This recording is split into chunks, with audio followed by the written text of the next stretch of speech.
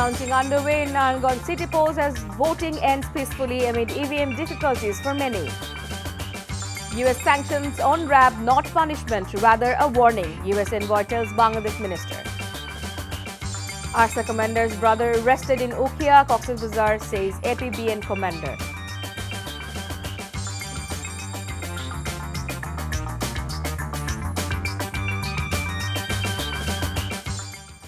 Assalamu alaikum. This is Chaudhry Sama welcoming you all to Evening News. You have just the headlines. Now let's move on to the details. Counting is underway as voting has ended in much talked about Narangan city polls peacefully amid tight security.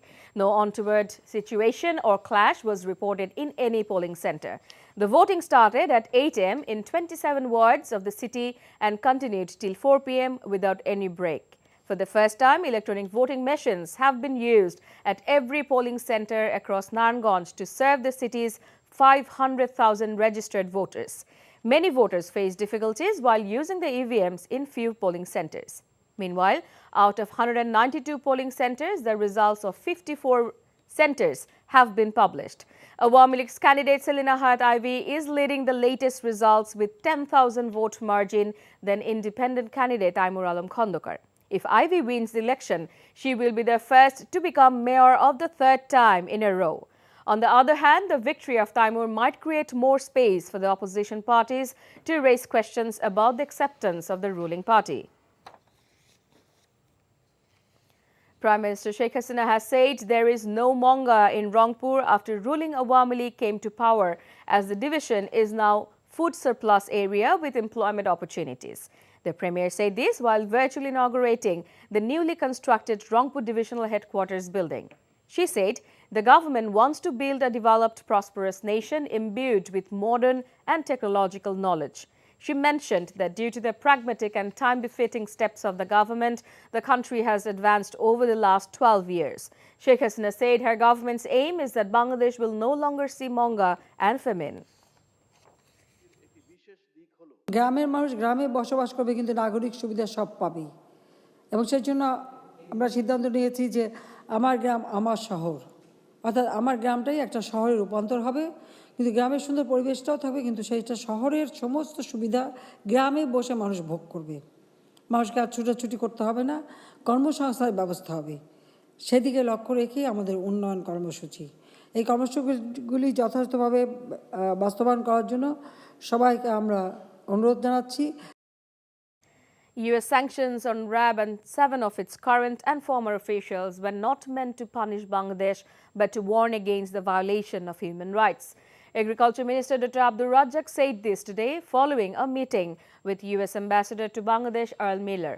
The minister told reporters after the meeting at the Secretariat that the US is attaching high importance on human rights and they perceive that the law enforcers in Bangladesh have violated human rights in some cases and that those need corrections. US hopes that Bangladesh would carry out the corrections, Dr. Razzaq added.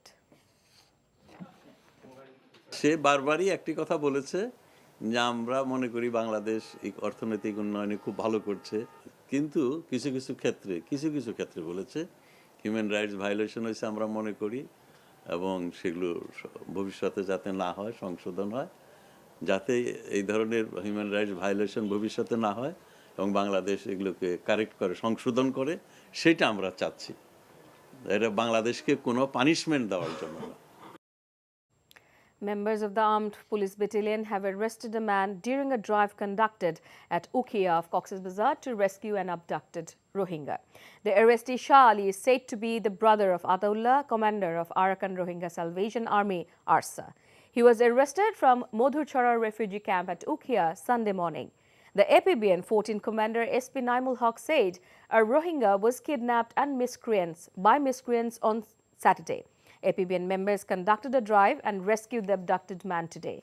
During the drive, the law enforcers arrested Shah Ali. During the preliminary interrogation, Shah Ali admitted that he had contact with ARSA commander Ataullah.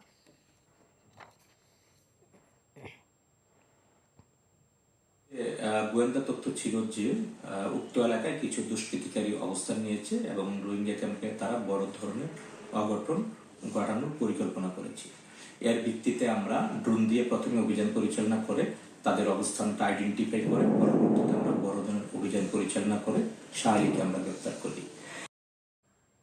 Education Minister Dr. Dipu Moni has said though COVID infection is rising, the government is not thinking about closing down educational institutions. She said this after attending a program in Savat today. Corona সংক্রমণ ঊর্ধ্বগামী, কিন্তু আমরা এখনো শিক্ষা প্রতিষ্ঠান বন্ধের কথা ভাবছি না, কারণ আমাদের টিকাদানের কর্মসূচিটাও খুব জোরদারভাবে চলছে। শিক্ষা প্রতিষ্ঠান বন্ধ হলে সেই টিকাদান কর্মসূচিতেও আবার ভাটা পড়ার একটা আশঙ্কা রয়েছে। আমরা কোনো শিক্ষা প্রতিষ্ঠানে এখনো কোনো ধরনের সংক্রমণের খবর আমরা পাইনি। স্বাস্থ্য অধিদপ্তরও এই ব্যাপারটায় খুব নজর রাখছেন। A group of job seekers has blocked Dhaka's Nilkhet intersection to demand that the age limit for entry into all government jobs be permanently raised. The protest started in the morning, bringing traffic in Nilkhet and its surrounding areas to a halt.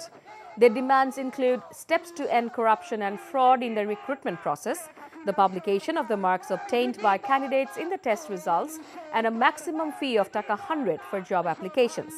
The protesters also called on the authorities to introduce an integrated recruitment examination system instead of holding multiple tests at the same time.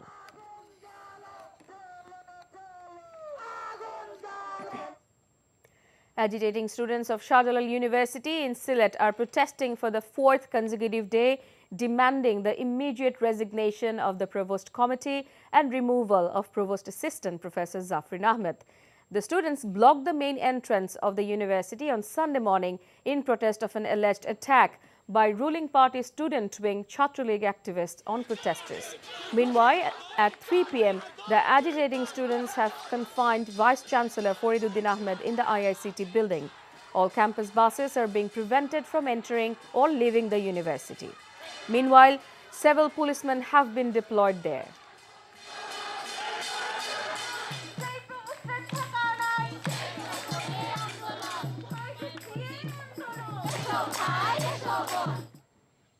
Now, international news. Afghanistan's new Taliban rulers say they hope to be able to open all schools for girls across the country after late March. Taliban spokesman told the news agency AP, offering the first timeline for addressing a key demand of the international community. Since the Taliban takeover in mid-August, girls in most of Afghanistan have not been allowed back to school beyond grade 7. The international community, reluctant to formally recognize a Taliban-run administration, is wary they could impose similar harsh measures as during their previous rule 20 years ago. At that time, women were banned from education, work and public life. Now, sports. Novak Djokovic is set to be deported from Australia after losing a last-ditch court bid to stay in this country. Judges rejected his challenge to the government's decision to cancel the unvaccinated player's visa on health and good order grounds. The world #1's hopes of defending his Australian Open title and winning a record 21st Grand Slam in Melbourne are over. Djokovic said he was extremely disappointed but accepted the ruling. Before ending, let's have a look on the headlines once again. Ivy leading latest results in Narangons city polls as voting ends peacefully amid EVM difficulties for many. US sanctions on RAB not punishment, rather a warning, US envoy tells Bangladesh minister. ARSA commander's brother arrested in Ukia, Cox's Bazar says APBN commander. And that's all from the newsroom for now. To know updates, videos of this bulletin, visit our website www.ntvbd.com. Besides, visit our YouTube and verified Facebook page for updates over NTV's all popular programs and bulletins. Our next bulletin, Shonda Khabur, will be aired in Bangla at 7:30 p.m. Thank you for being with us. Have a good time.